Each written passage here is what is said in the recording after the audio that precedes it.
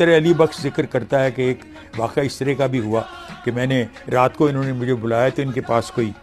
مہمان بیٹھے تھے اور یہ وہ صوفے پہ بیٹھے تھے، یہ ان کے پاؤں داب رہے تھے، اور پھر اس کے بعد مجھے حکم دیا کہ جا کے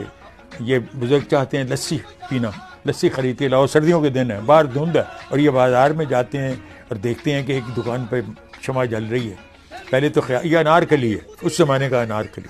تو یہ وہاں پہنچتے ہیں تو انہوں نے وہ دودھ دہی والے بیٹھے ہیں اور انہوں نے اس کے لیے لسی بھی بنا دی جو بھی مانگا، تو انہوں نے پیسے دینے کی کوشش کی علی بخش نے، تو اس نے کہا نہیں نہیں، اقبال کے ساتھ ہمارا حساب چلتا ہے، لے جاؤ۔ وہ لسی لے آئے اور صاحب بزرگ نے لسی بھی پی، 2 گلاس لسی کے پیے، تیسرا اقبال کو کہا تم پیو، وہ اس نے پی لیا۔ تو اس کے بعد علی بخش کو پھر بلوایا، اس وقت بزرگ موجود نہیں تھے، وہ کہنے لگے ابھی اٹھ کے گئے، ان کے پیچھے جاؤ اور ان کو بلا کے لاؤ، میں نے ان سے اور بھی باتیں کرنی۔ تو وہ کہنے لگا جی دروازہ تو اندر سے مقفل ہے، میں باہر کیسے جاؤں، باہر تو کوئی نہیں گیا، تو اس پر خاموش ہو گئے۔ تو اب کتنی مدت کے بعد علی بخش ان سے پوچھتے رہے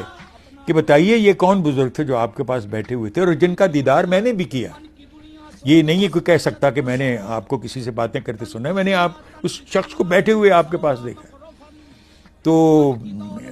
انہوں نے کہا کہ اچھا ایک شرط پر تمہیں بتا دیتا ہوں، یہ علی بخش کا قول ہے کہ تم میری زندگی میں یہ واقعہ کسی کو نہیں بتاؤ گے۔